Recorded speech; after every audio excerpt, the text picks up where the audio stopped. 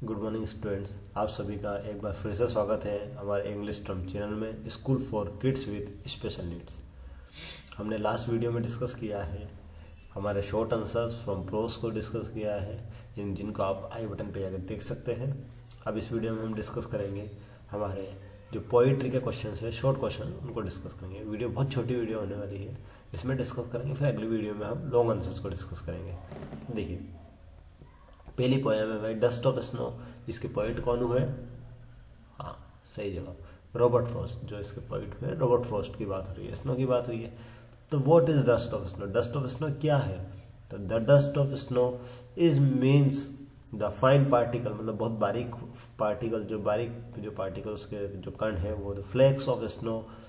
He felt refreshed and to enjoy the rest of the day. मतलब जो poet के बारे में बता रहे हैं, ही वर्ड यूज किया है कि उनको रिफ्रेश्ड फील हुआ था जब उनके ऊपर डस्ट ऑफ स्नो गिरी थी, तो ये बताया गया है। अगला, what does the poet say the change of mood, मतलब पोइट का मूड चेंज कैसे हुआ था उसके बाद the sudden shower on in the form of dust snow change the poet's mood. The poet's mood change from sad to happy, मतलब poet depressed था, उनके ऊपर एकदम से शावर गिरा, मतलब थोड़ी सी ठंडक हुई उस चीज़ से, स्नो गिरी, डस्ट ऑफ स्नो गिरी, तो उससे उनका मूड चेंज हो गया था, उनने some part of the day उनका बच गया था। अगले पोएम है फायर एंड आइस, इसके पोइट का नाम आप बताएंगे जी? फायर एंड आइस, इसके पोइट का नाम है रॉबर्ट फ्रॉस्ट। रॉबर्ट फ्रॉस्ट के बारे में बात हुई है, तो अगला इसका क्वेश्चन को डिस्कस करेंगे। What does fire stand for? Fire काय के लिए स्टैंड करती है? तो फायर किस चीज़ को दर्शाती है? हमारा इसमें गलत लिखा हुआ है, आपको वापस से करेक्ट करना चाहूँगा मैं। फायर स्टैंड करती है हमारी डिज़ायर को, बर्निंग डिज़ायर को, और आइस काय को स्टैंड करती है? हमारी आइज स्टैंड करती है हेटेड को। ठीक है, तो इसमें थोड़ा उल्टा दे रखा है, इसमें हमें सही करना है उस चीज़ को कि हमारी फायर स्टैंड करती है हमारे बर्निंग डिज़ायर को, और आइस स्टैंड करती है हमारी हेटेड को, नफरत को। ठीक है, चलिए अगला बढ़ेंगे हम इसमें। ए टाइगर इन द जू, जैसे आपने इसमें डिस्कस किया कि फायर स्टैंड करती है हमारी, हम डिज़ायर तो लिखा है, डिज़ायर के साथ साथ और क्या क्या चीज़ को हमारे डिस्कस करते हैं? ग्रीड, मतलब लालच को करती है। जो लालच होता है, डिज़ायर होता है गलत चीज़ों का, वो एवरेज, लस्ट, कॉन्फ्लिक्ट और इन सब चीज़ों को हमारी फायर करती है। और हेटेड क्या करती है? किसी चीज़ का नफरत पड़ना, हम ठंडे पड़ जाते हैं, वो वाली चीज़। और tiger in the zoo poem पे गए हैं, तो tiger in the zoo poem जो है हमारी, हेलो, हाँ देखिए, sorry for inconvenience.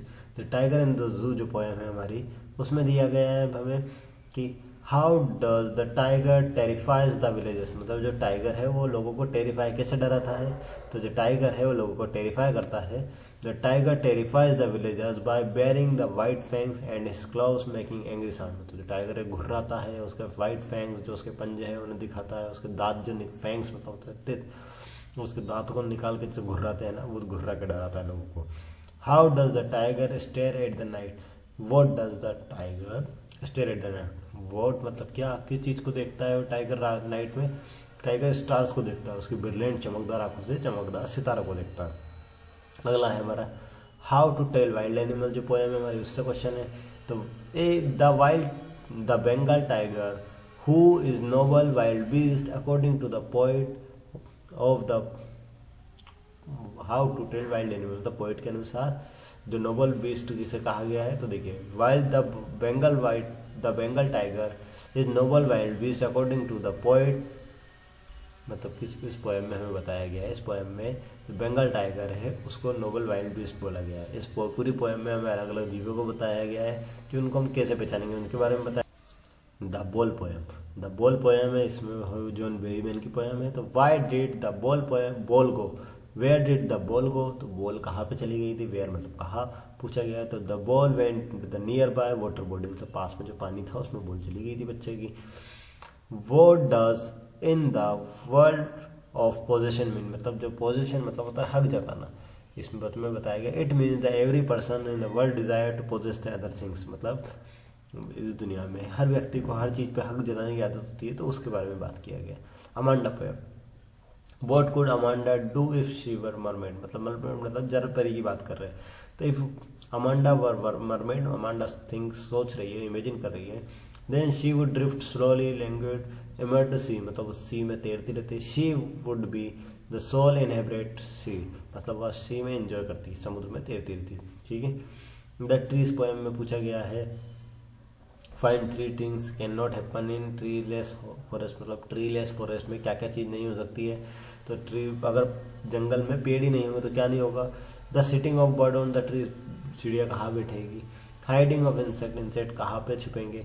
The sun burning is fits in the shadow of the forest, मतलब जो सन है वो अपनी शेडो को कहाँ पे लाएगा, कहाँ छुपेगी उसकी शेडोज के बीच में, सीधे इस बारे में बताया गया। Where are the trees in the poem, trees जो पोएम है इसमें पोएम में ट्रीज कहाँ पे है। In the poem trees located inside poet's house, तो they should be outside in the forest, मतलब वो ये बताया गया है कि पेड़ उसके घरों के अंदर है और वो निकलने की कोशिश कर रहे हैं, इस बारे में बात किया गया। What does the poet compare branches to, poet branches को काई से कंपेयर कर रहे हैं, ये चीज़ आपसे पूछा जाता है। तो poet compare the branches to patients who are newly discharge from the hospital, मतलब बोल रहे हैं कि जो ब्रांचेस है वो आड़ी टेढ़ी बिल्कुल टूट टूट कर निकल रही है, टेढ़ी मेढ़ी निकल रही है, कैसे, जैसे एक न्यूली डिस्चार्ज पेशेंट होता है जो हॉस्पिटल से निकलता है उस तरीके से। फोक पोएम, फोक पोएम हमारा है कार्ल सैंडबर्ग की बुक पोएम है। देखिए, what does the poet Sandberg think of fog is like, fog को किसकी तरह कंपेयर किया है, तो सैंडबर्ग के अनुसार फॉग को केट की तरफ किया गया है, इसमें पर्सनिफिकेशन किया गया है, मतलब मानवीकरण अलंकार का यूज किया गया है। How does the fog come, fog कैसे आता है, fog comes on little cat feet, fog एक लिटिल कैट फीट की तरह आता है, मतलब बिल्ली के जैसे चुपचाप से आता है, चुपचाप से चला जाता है। The tale of custard dragon, जो टेल ऑफ कस्टर्ड ड्रैगन है इससे क्वेश्चन आए हैं। What does the colour of young woman's hair, young woman के जो हेयर है वो किस कलर के हैं, तो येलो कलर के हेयर है आपके। Why does the young woman want to change the colour of her hair, तो यंग वुमन अपने बालों का कलर क्यों चेंज करना चाहती थी, तो she wants that someone should love her inner beauty, मतलब कुछ लोग उसकी इनर ब्यूटी को चाहे, इसलिए ये एनर्जियोलॉजी के क्वेश्चन है, ये ऊपर आ चुके हैं, ये गलत हुआ है, एनर्जियोलॉजी चैप्टर के क्वेश्चन है ये वाले। अगला ये आपका क्वेश्चन है tale of custard, what did the custard dragon do at last, custard dragon last में क्या करता था, at last the custard dragon cries for nice cage, मतलब जब बेलिंडा उसे परेशान करती थी वो नाइस केज के लिए परेशान होता था। ठीक है, ये हमारे फर्स्ट फ्लाइट बुक के प्रोस जो पोइट्री है उसके क्वेश्चन डिस्कस हो गए हैं। अगर आप इतने क्वेश्चन कर लेते हो आपकी पोइट्री भी इससे कंप्लीट हो जाएगी। इसके बाद हम लॉन्ग आंसर्स डिस्कस करेंगे, जो प्रोस बुक के प्रोस वाले होंगे आपके लॉन्ग आंसर और पोइट्री के लॉन्ग आंसर, उसके बाद आपका सिलेबस पूरा हो जाएगा। फिर हम जो ओल्ड पेपर है उनको डिस्कस करेंगे। Thank you for watching this video, thank you class.